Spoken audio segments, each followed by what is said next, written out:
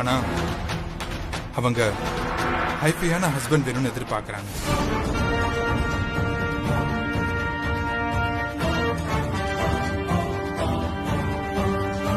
அவங்க எதிர்பார்க்கிற மாதிரி ஹஸ்பண்ட் மெட்டீரியல் நான் கிடையாதுமா. எனக்கு எல்லாத்தையும் விட என் டாக்டர் ப்ரொஃபஷன் தான் எனக்கு ரொம்ப முக்கியம். அதை அட்ஜஸ்ட் பண்ணிக்கிற ஒரு பொண்ணு தான் எனக்கு மனைவியா வரணும்னு நான் ஆசைப்படுறேன். இவங்களை நான் கல்யாணம் பண்ணிக்கிட்டா இவங்களுக்காக நான் நிறைய அட்ஜஸ்ட் பண்ணிக்கணும்னு தோணுதுமா. யாருக்காகவும் எதுக்காகவும் என்னோட ப்ரொஃபஷன்ல காம்ப்ரமைஸ் பண்ணிக்க முடியாதுமா. அதுக்காக அவங்கள நான் தப்பு சொல்ல வரல. ஒரு சராசரி பொண்ணா அவங்களுக்கு இருக்கிற ஆசை கனவு எல்லாமே நியாயம்தான். ஆனா அதுக்கு ஏத்த ஒரு ஆளா நான் இல்லந்தாமா பிரச்சனை.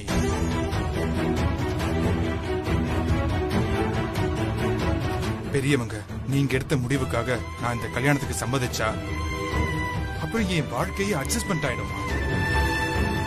இந்த சம்பந்தம் வேண்டான்னு சொல்லி உங்களை ஏமாத்துறது எனக்கு கொஞ்சம் கஷ்டமா தான் இருக்கு.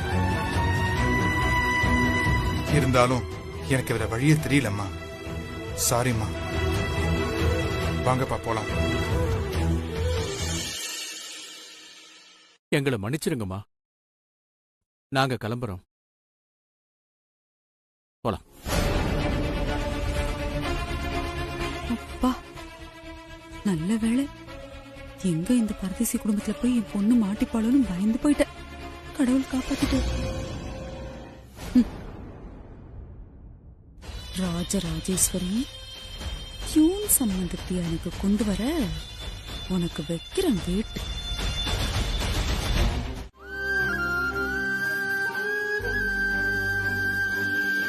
நீங்க என்ன நினைக்கிறீங்கன்னு என்னால புரிஞ்சுக்க முடியுது. நேத்து பொண்ணு பார்க்க வந்த பையனுக்கு கண்டிப்பா ஆர்த்தியை பிடிச்சிருந்தா நாம எல்லாருமே நம்பணும். ஆனா நம்ம நேரம் நினைச்சது ஒண்ணு நடந்தது ஒண்ணு ஆயிடுச்சு. அத நினைச்சு நீங்க கவலைப்படாதீங்கண்ணே. இந்த மாப்பிளைய விட்டா ஊர் உலகத்துல வேற மாப்பிளையே இல்லையா என்ன? சொன்ன மாதிரியே சீக்கிரமே ஆர்த்திக்கு கல்யாணம் பண்ணி வைக்க வேண்டியது என்னோட பொறுப்பு. நான் பாத்துக்கிறேன். அதுக்கு இல்லம்மா. ஆனா இதுக்காக உன்னை ரொம்ப சிரமப்படுத்தணும்னு தோணுது. அந்த வருத்தம் தாம்மா. என்னண்ணே இது? ஏன் பொண்ணா நினைச்சுதான் ஆர்த்திக்காக பாத்து பாத்து எல்லாத்தையும் நான் பண்ணிட்டு இருக்கேன். தயவு செஞ்சு இனிமே இந்த மாதிரி எல்லாம் பிரிச்சு பேசாதீங்க. ஆர்த்தி கல்யாணம் நல்லபடியா நடக்கும். நீங்க தேவையில்லாம எதையும் யோசிச்சுட்டு இருக்காம வாங்கண்ணே. வாங்கண்ணே. சம்பந்தி வாங்க. ஏன் எந்திரிச்சிட்டீங்க? உட்காருங்க உட்காருங்க. உட்காருங்க. சாப்பிடுறீங்களா சம்பந்தி? எனக்கு பசி இல்ல, நீங்க சாப்பிடுங்க. எங்கெங்க சம்பந்தி சோறு தண்ணி இறங்குது. சாப்பிடவே தோணலிங்க. ஏதோ வந்து உட்காந்துட்டேன். ஆமா வானதி எங்க? வானதி மாப்பிளைக்கு காஃபி எடுத்துட்டு போனாங்க. கூப்பிட்டுங்களா? இல்ல இல்ல பரவாயில்ல, நான் சும்மா தான் கேட்டேன். ஆர்த்தி சாப்பிட்டாளா? அடடா, ஆர்த்திய பத்தி எல்லாம் கேக்குது இந்த அம்மா. அப்ப அக்கறை இருக்கு. அமுதா அத அப்படியே பயன்படுத்து. சம்பந்தி சொல்லுங்க சம்பந்தி. ஆர்த்தி சாப்பிட்டாளான்னு கேட்டேன். எங்கெங்க, நானே சாப்பிடல. என் புள்ள எங்கெங்க சாப்பிட்டிருக்க போது. ஏன் ஏன்னு கேட்டா என்னங்க சொல்றது? அந்த பொண்ணு பார்க்க வந்த மாப்பிள்ள பொண்ணு பிடிக்கலன்னு சொல்லிட்டு போனதுல இருந்து அவ அதே நினைப்புல ரொம்ப கவலையா இருக்காங்க சம்பந்தி. சாப்பிடுறது இல்ல, தூங்குறது இல்ல. என் பிள்ளைய பாக்குறதுக்கு எனக்கு ரொம்ப வேதனையா இருக்கு. நீங்களே சொல்லுங்க சம்பந்தி. ஒரு தடவையா 2 தடவையா எத்தனை தடவை என் புள்ள இப்படியே அவமானப்பட்டு அசிங்கப்பட்டு நிக்கிறது? ஏன் சம்பந்தி, அவளும் எல்லா பிள்ளைங்கள மாதிரி ஒரு சராசரி பொண்ணு தானே. அவளுக்குள்ளயும் மனசுன்னு ஒண்ணு இருக்குல்ல. அதை இப்படி மாத்தி மாத்தி எல்லாரும் நோகடிச்சுட்டே இருந்தா என்ன அர்த்தங்க? பாவங்க என் புள்ள. எனக்கு அவளை எப்படி தேத்துறதுன்னு தெரியலங்க சம்பந்தி. என் பிள்ளைக்கு ஒரு நல்ல வாழ்க்கை அமைஞ்சிராதா நானும் பாக்குற கடவுள் கிட்ட எல்லாம் வேண்டிக்கிறேன். எந்த கடவுளுக்கு காது கொடுத்தும் கேட்கல, கண்ணை திறந்து பாக்கலையே. அவளோட கஷ்டம் எனக்கு புரியாம இல்ல சம்பந்தி. அண்ணன் வேற அவளோட கல்யாணத்தை நினைச்சு ரொம்ப கவலையில இருக்காரு. இதையெல்லாம் நினைச்சுதான் நமக்கு ரொம்ப தெரிஞ்ச பையனா பார்த்து பொண்ணு பார்க்க வர சொன்னேன். எல்லாம் நல்லபடியா முடியும்னு நம்பினேன். இருந்தாலும் எதிர்பாராத விதமா ஏதேதோ நடந்து போச்சு. எனக்கே அதை நினைக்கும் போது வேதனையா இருக்கு. ஆர்த்திக்கு அது எவ்வளவு கஷ்டமா இருக்கும். இந்த மாதிரி நேரத்துல நீங்க தான் சம்மந்தி அவளுக்கு ஆறுதலா இருக்கணும். நான் ஆறுதல தாங்க இருக்கேன். ஆனா எவ்வளவு ஆறுதல் தான் நான் கொடுக்க முடியும்? ஒருவேளை வீட்டுக்குள்ளேயே இருக்கிறதுனால அவ அத பத்தியே யோசிச்சுட்டு இருப்பா. நீங்க ஒண்ணு பண்ணுங்க, சாயங்காலம் ஆர்த்திய கூட்டிக்கிட்டு பீச் பக்கம் போயிட்டு வாங்க. கொஞ்சம் வெளியில போயிட்டு வந்தா அவளுக்கு கொஞ்சம் ரிலாக்ஸ்டா இருக்கும். நான் கார்த்திகையும் வானத்தையும் உங்க கூட வர சொல்றேன். நீங்க எல்லாருமே ஒரு அவுட்டிங் மாதிரி போயிட்டு வாங்க. நீங்க சொல்றீங்க.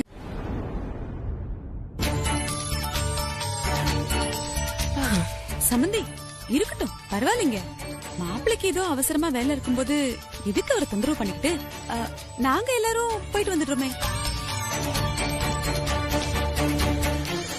ஸ்வேதா. அம்மா. ஜீவா எங்க? ரூம்ல தாம்மா இருக்கான். அவனை வர சொல்லு. சரிம்மா.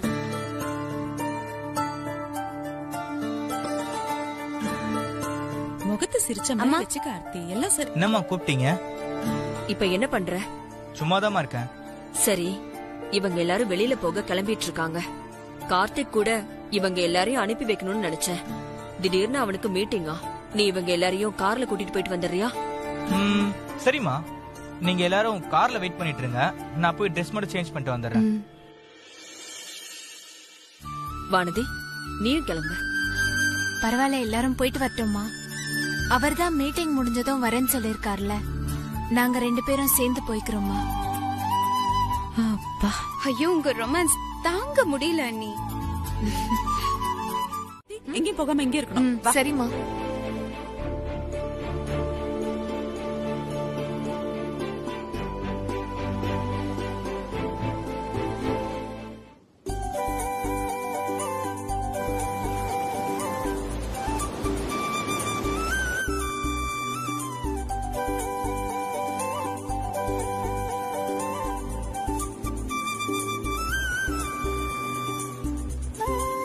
என்ன ஆர்த்தி, அப்படியே மெய் மறந்து கடலை பாத்துட்டு இருக்க? எங்க ஊர் பக்கம்லாம் கடல் இல்லாதனால நான் எப்ப கடல் கரைக்கு வந்தாலும் பிரமிப்பாவே இருக்கும். இப்படி யாரும் இல்லாம கடற்கரையை பாக்குறதுனா எனக்கு அவ்வளவு பிடிக்கும்.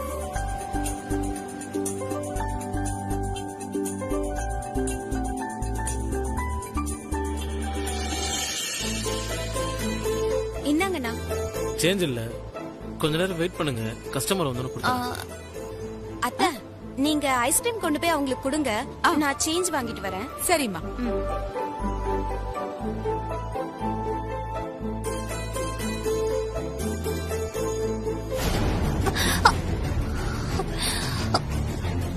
ஆர்த்தி என்னாச்சு?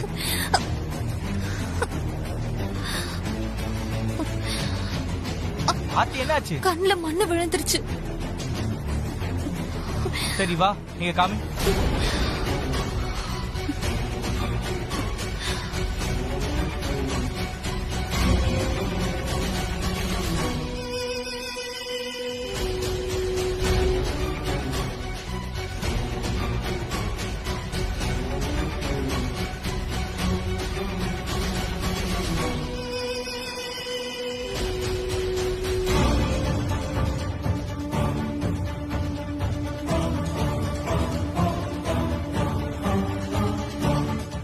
இவ்ளோ நேரம் ஆச்சு, சாப்பிடாம இங்கேயே உட்காந்துட்டு இருக்க.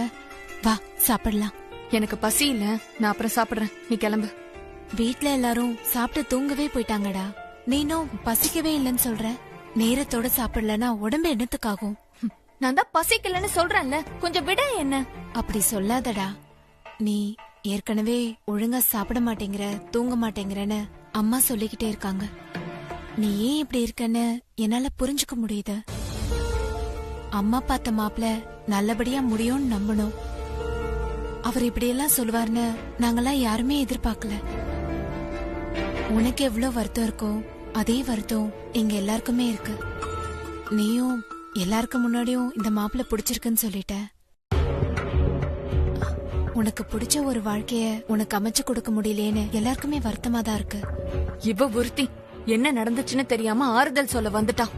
உன்னை பொண்ணு பார்க்க வந்துட்டு பிடிக்கலன்னு சொன்னதுல இருந்துதான் நீ இப்படி யார்கிட்டயும் சரியா பேச கூட செய்யாம ஒதுங்கி இருக்கன்னு எனக்கு புரியுது. நீ ஒன்னும் கவலைப்படாத. நான் வேணும்னா அம்மா கிட்ட சொல்லி அந்த டாக்டர் மாப்பிள்ள கிட்ட இன்னொரு தடவை பேச சொல்லட்டுமா? பேச சொல்றியா? ஏன் கல்யாண விஷயத்துல நீ ஒரு முடிவோட தான் இருக்க இல்ல? வேணும்னா மறுபடியும் நீங்க 2 பேரும் சந்திச்சு பேசுறதுக்கு நான் வேணா ஏற்பாடு பண்ண சொல்றேன். அப்ப அவரு உன்னை நல்லா புரிஞ்சுப்பாரு. அப்போ அவரும் உன்னை புரிஞ்சுக்கிறதுக்கு ஒரு வாய்ப்பா இருக்கும்ல. நான் இப்பவே அம்மா கிட்ட சொல்லி உன்னை பத்தி நல்ல விதமா எடுத்து சொல்ல சொல்றேன்.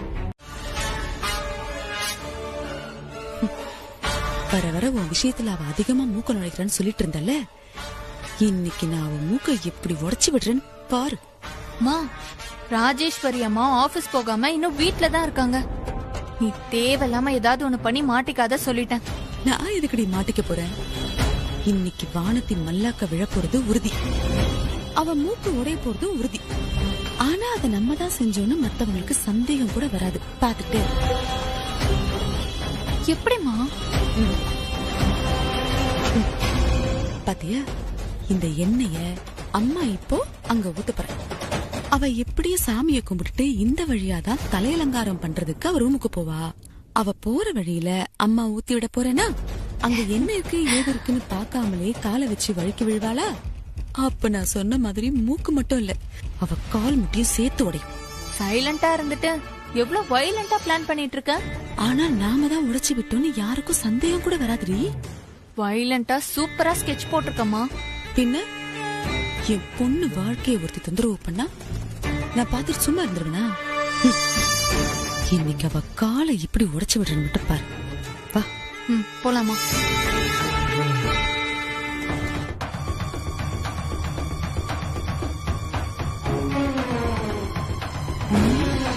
ஊத்து ஊத்து ஊத்துலாமா?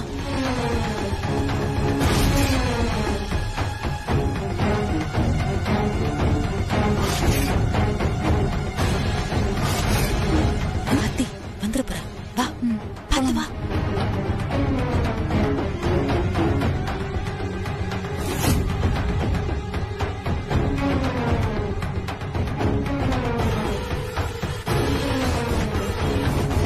இன்னும் காணுமா அவள? இருடி வருவாள்ல, அவளுக்கு பக்தி முத்தி போச்சு. விழுந்து விழுந்து சாமி கும்பிடுறா. அது பாரு, அதுவும் பாரு. வரா வரா வரா வராடி.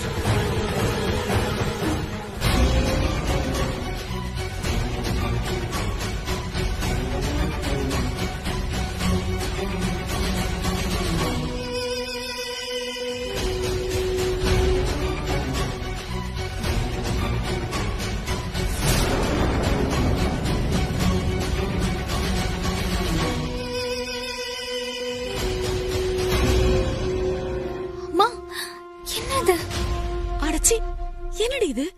நம்ம கஷ்டப்பட்டு எண்ணெய் ஊத்தி வச்சிருக்கோம், அதுல கால் வச்சு வழுக்கி விழாம அவப்பாட்டுக்கு போயிட்டு இருக்கா. இவ ராசியோ என்னவோ தெரியலமா. இவளுக்கு நம்ம என்ன கெடுதல் நினைச்சாலும் அது எதுவுமே நடக்காமயே போகுதே. அதுக்காக அப்படியெல்லாம் விட்டுற முடியாது ஆர்த்தி. இன்னைக்கு என்ன ஆனாலும் சரி, அவ மறுபடியும் ரூம்ல இருந்து வெளியே வருவாள்ல, அவ அந்த எண்ணெயில காலை வச்சு விழணும். அதை 2 கண்ணால பாக்கணும். அந்த அளவுக்குலாம் எனக்கு பொறுமை.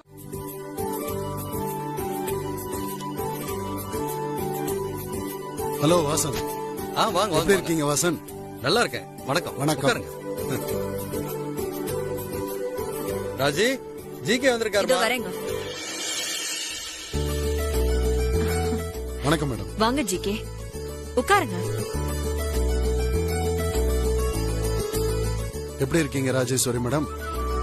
எனக்கு என்ன, நான் நல்லா இருக்கேன். ஜிகே சார் தான் இப்ப பார்க்கவே முடியறது இல்ல. ரீசெண்டா நடந்த 2-3 டெண்டர் மீட்டிங்ல கூட நீங்க வருவீங்கன்னு ரொம்ப எக்ஸ்பெக்ட் பண்ணேன். ஆனா நீங்களோ உங்க கம்பெனிய ரெப்ரசன்ட் பண்ணியோ யாருமே வரல. இந்த 1 இயரா டெண்டர்ல எடுத்த கன்ஸ்ட்ரக்ஷன் ஒர்க் முழுசா பெண்டிங்ல இருக்கு.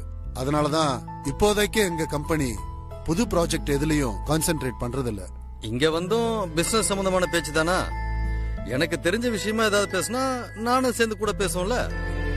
நான் கூட உங்களுக்கு தெரிஞ்ச விஷயமா பேசிட்டு போலாம் தான் வந்திருக்கேன். என்ன சார்? ஒண்ணும் இல்ல, எல்லாம் நம்ம அம்மா வானதி, சாருக்கு கொடு.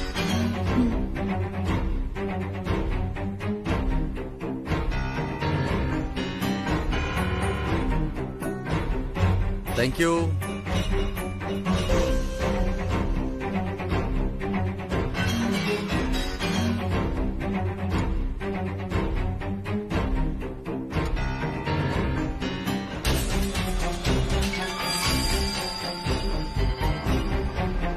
சார், காஃபி குடிங்க.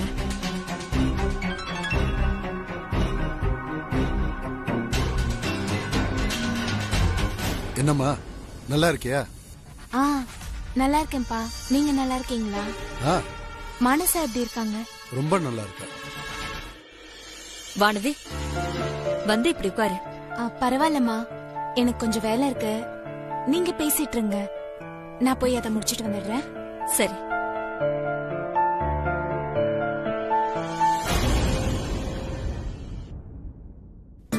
ஏதோ முக்கியமான விஷயமா பேசணும்னு சொன்னீங்களே, சொல்லுங்க. பிசினஸ் தவிர்த்து நமக்குள்ள பேசிக்கிற விஷயம்னா அது நம்ம பசங்களோட கல்யாண விஷயம் தானே ராஜேஸ்வரி மேடம். எல்லாம் நம்ம ஏற்கனவே பேசி வச்சதுதான். இருந்தாலும் மேற்படி விஷயங்கள் கார்த்திக் கல்யாணம் முடிஞ்சதுக்கு அப்புறமா பேசிக்கலாம்னு சொன்னீங்க இல்லையா? அதான் பேசிட்டு போலான்னு வந்திருக்கேன். நாமளும் ஒரு நல்ல காரியத்தை எவ்வளவு நாள் தான் தள்ளி போட்டோம். அதுக்குள்ள கிளம்பிட்டாரா? ஆமா, ஒரு முக்கியமான விஷயமா பேச வந்தாரு. அத பேசி முடிச்சிட்டு அவர் போயிட்டாரு.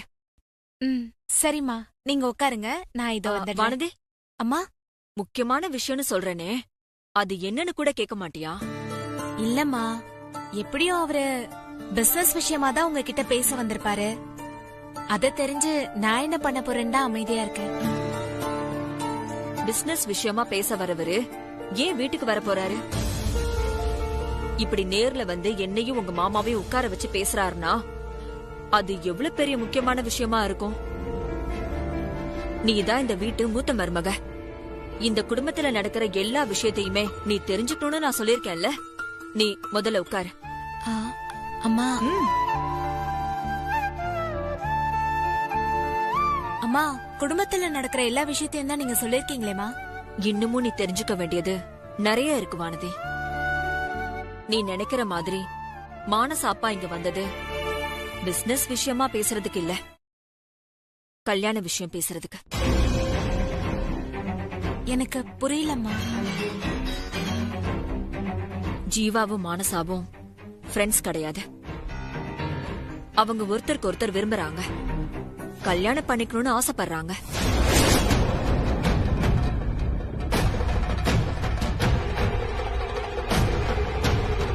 கல்யாணம் பண்ணிக்க போறாங்களா? கேக்குறதுக்கே ரொம்ப சந்தோஷமா இருக்குமா. இத முன்கூட்டியே நான் உன்கிட்ட சொல்லிருக்கணும். ஆனா சில சந்தர்ப்ப சூழ்நிலையால என்னால அத சொல்ல முடியாம போச்சு. அது பரவாயில்லம்மா, நீங்க அவங்க விருப்பத்துக்கு சரின்னு சொல்லிட்டீங்கல்ல. ஜீவா விருப்பப்பட்டுட்டான். புள்ளையோட ஆசைக்கு பெத்தவங்க குறுக்க நிக்க முடியுமா சொல்லு? அதனால நானும் அதுக்கு ஒத்துக்கிட்டேன்.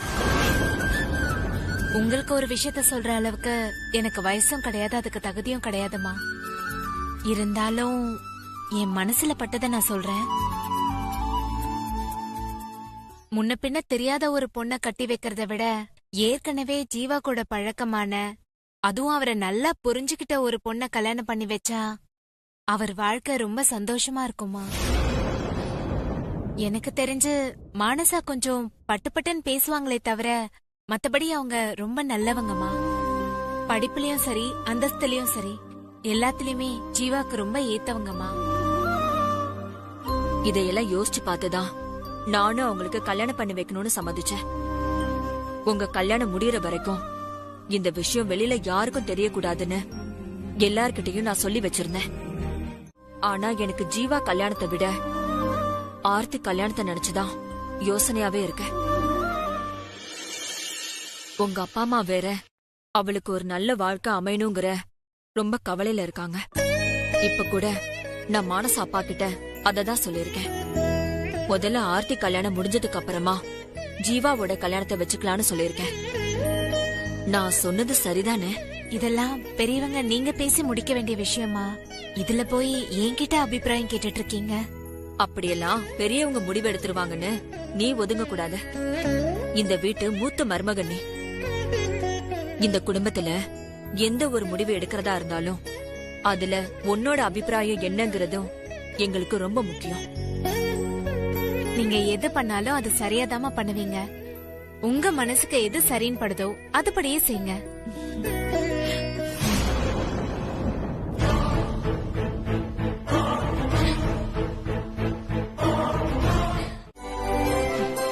Hi aunty.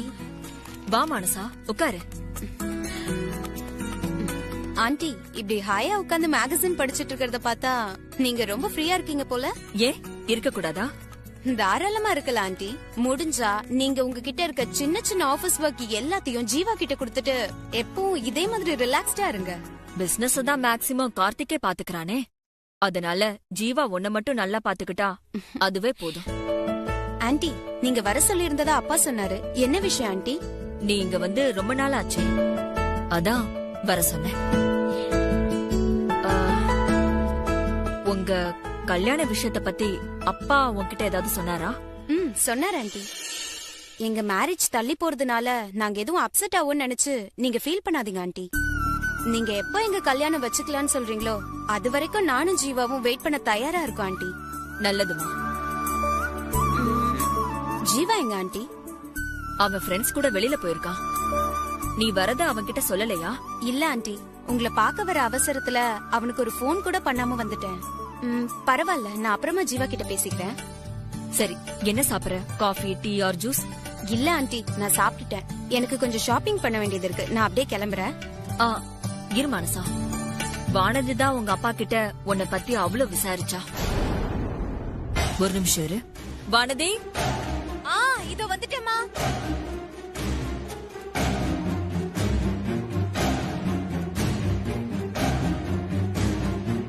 வாங்க மனசா, எப்படி இருக்கீங்க? எப்ப வந்தீங்க? நல்லா இருக்கேன், இப்பதான் வந்தேன்.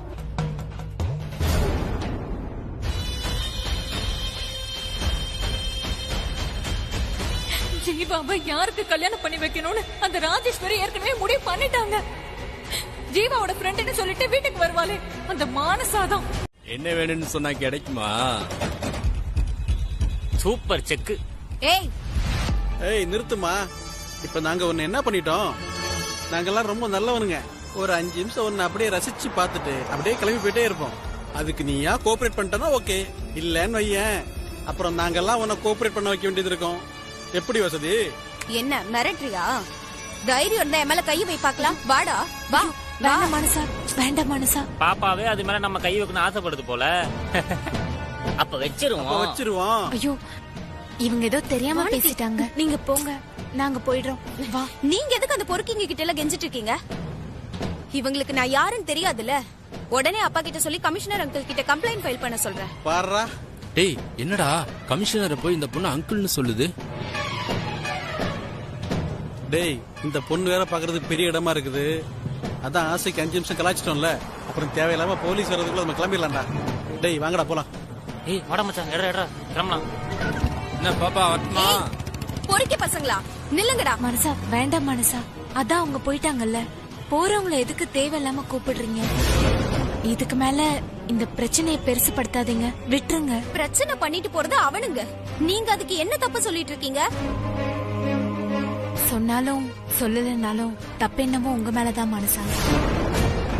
ரோட்ல எத்தனையோ பேர் போறாங்க, ஆனா அவங்க உங்ககிட்ட வந்து வம்பு பண்றாங்கன்னா என்ன அர்த்தம்?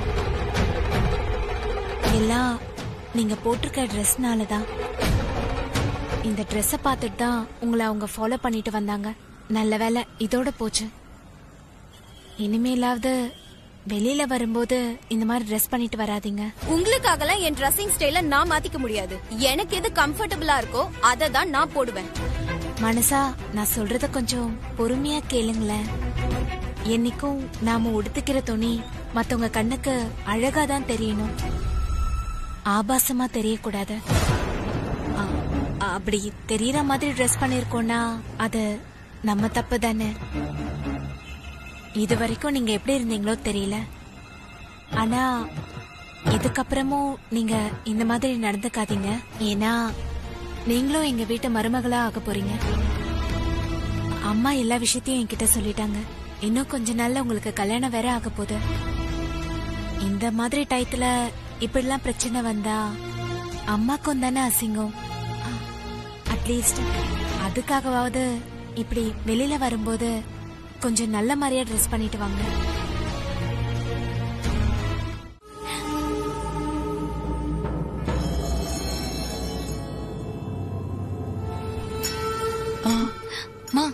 வானதி வந்துட்டான்னு நினைக்கிறேம்மா. நான் பாத்துட்டு வரேன்.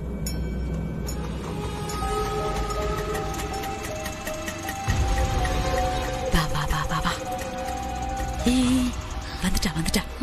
அவ வந்ததும் நம்ம 2 பேரும் முன்னாடி நடிச்சு கொட்டணும். புரிஞ்சுதா? சரி சரி. வானதி வா வா வா வா. ஐயோ, உன்னை நேர்ல பார்த்ததுக்கு அப்புறம் தான் எனக்கு போன உசுறு திரும்பி வந்த மாதிரி இருக்கு.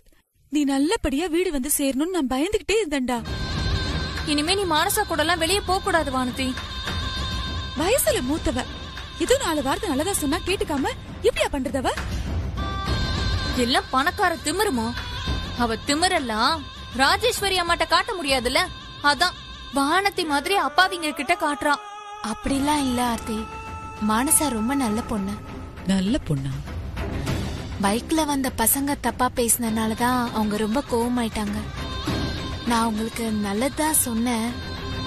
ஆனா அது அவங்க கோவத்துல புரிஞ்சுக்காம அப்படி பண்ணிட்டாங்க. என்ன இருந்தாலும் அவங்களும் எனக்கு தங்கச்சி மாதிரி தானே. இவ ஒருத்தி நேரம் காலம் தெரியாம பிரச்சனைய பெருசாக்கி ஏதாவது பண்ணலான்னு பார்த்தா புத்தர் மாதிரி போதனை பண்ணிக்கிட்டு இருக்கா இவள. நான் தான் மானசாவோட மனச புரிஞ்சுக்காம தப்பா பேசிட்டணும்னு தோணுதுமா. அப்படிலாம் இல்லடா, நீ சரியாதான் பேசிருக்க. அவதான் உன்னை புரிஞ்சுக்காம உன்னை தனியா விட்டுட்டு போயிருக்கா.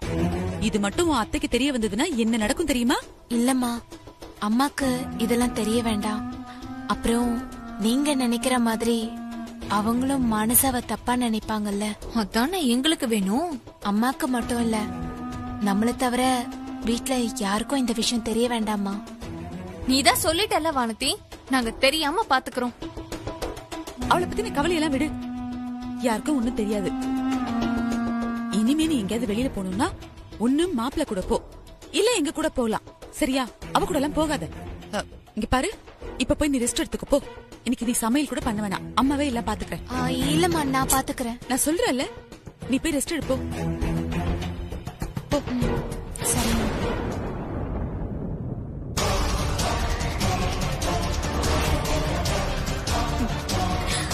மா, இந்த விஷயத்த வெளியில சொல்லிடாதீங்கன்னு அவ சொன்னதுக்கு அப்புறம் தான் இத உடனே யார்கிட்டயாச்சும் சொல்லணும்னு எனக்கு ரொம்ப ஆர்வமா இருக்குமா.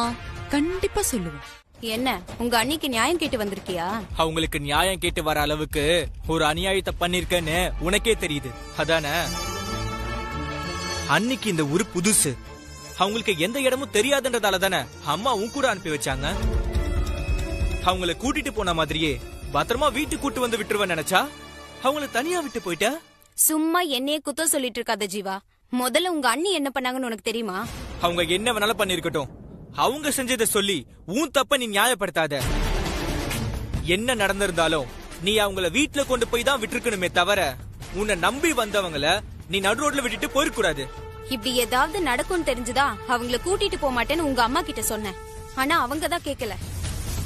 எங்களுக்குள்ள மிஸ் அண்டர்ஸ்டாண்டிங் வருது இது ஒண்ணும் முதல் தடவை கிடையாது ஜீவா. உங்க அண்ணி கிட்ட பேச ஆரம்பிச்ச முதல் நாள்ல இருந்தே எங்களுக்குள்ள எந்த விதத்திலயும் செட்டே ஆகாதுன்னு தெரிஞ்சிருச்சு. எப்ப பார்த்தாலும் என்ன தப்பாவே பேசிட்டு இருந்தா எனக்கு மட்டும் கோவம் வராதா? அப்படி என்ன அவங்க தப்பா பேசிட்டாங்க? என்ன பேசலன்னு கேளு.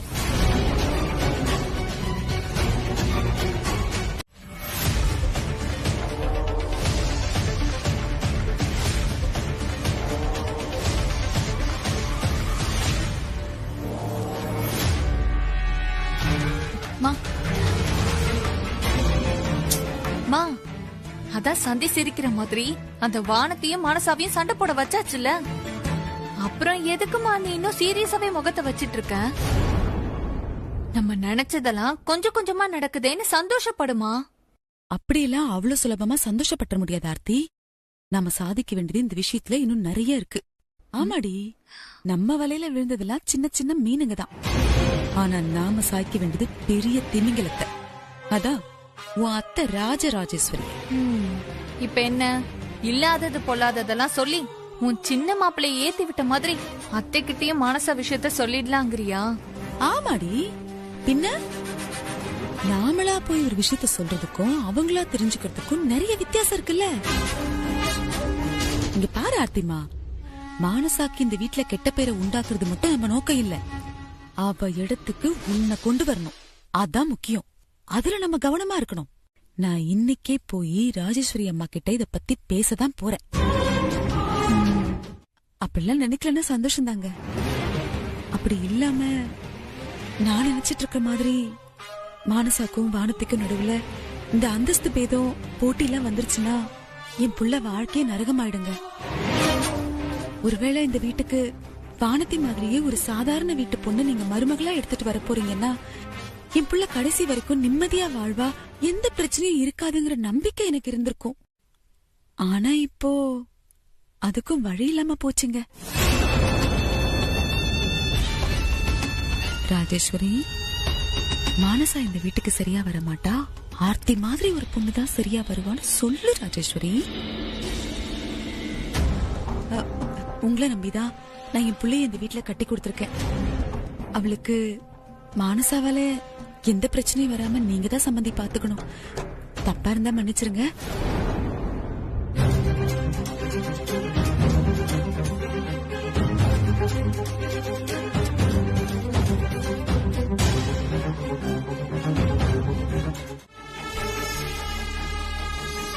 என்னங்க ஷாப்பிங் போனப்போ மானசா ட்ரெஸ் பண்ணதை பத்தி நீ எதுவும் தப்பா சொன்னியா?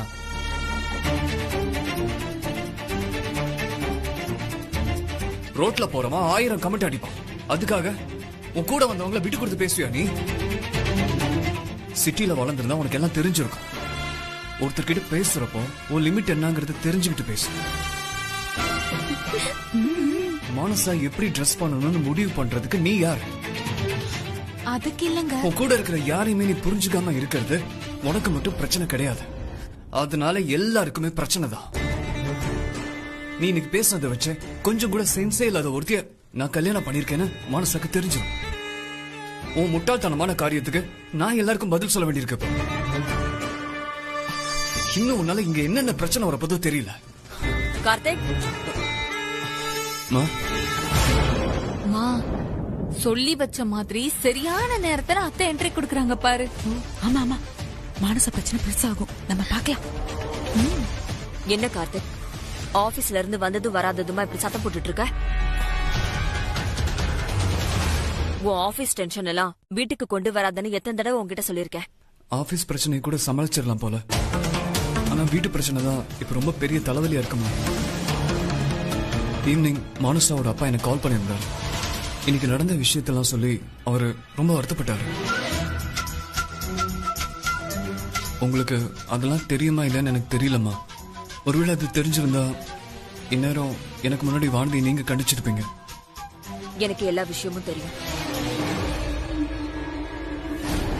என்ன இருந்தாலும் மானசா கோவப்பட்டு இப்படி வானதிய தனியா விட்டுட்டு போயிருக்க கூடாது.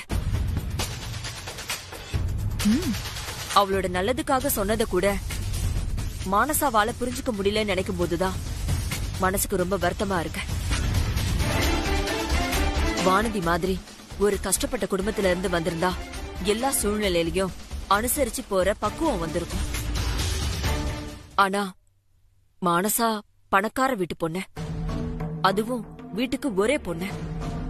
அவங்க அப்பா ரொம்ப செல்லம் கொடுத்து வளர்த்ததுனாலயோ என்னவோ அவ இவ்ளோ அடமெண்டா இருக்கா. பொண்ணு மேல உள்ள பாசத்தினால அவங்க அப்பா ஏதேதோ உன்கிட்ட சொல்லிருப்பாரு. அதுக்காக வானதிய நீ இப்படி கேள்வி கேக்குறது கொஞ்சம் கூட சரியில்லை. அம்மா, வானதிய பத்தி யாராவது உன்கிட்ட குறை சொன்னாலும் ஏன் பொண்டாட்டி எது செஞ்சாலும் சரியாதான் செய்வான்னு நீ அவங்களுக்கு சொல்லணும். அதுதான் கட்டின புருஷனா நீ அவ மேல வைக்கிற நம்பிக்கை.